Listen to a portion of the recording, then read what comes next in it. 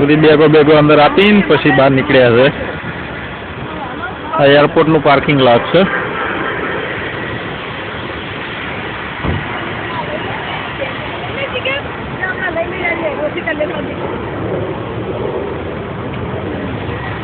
વિમાન ઉડે છે તને દેખાતું હોત તો આમાં નાનું નાનું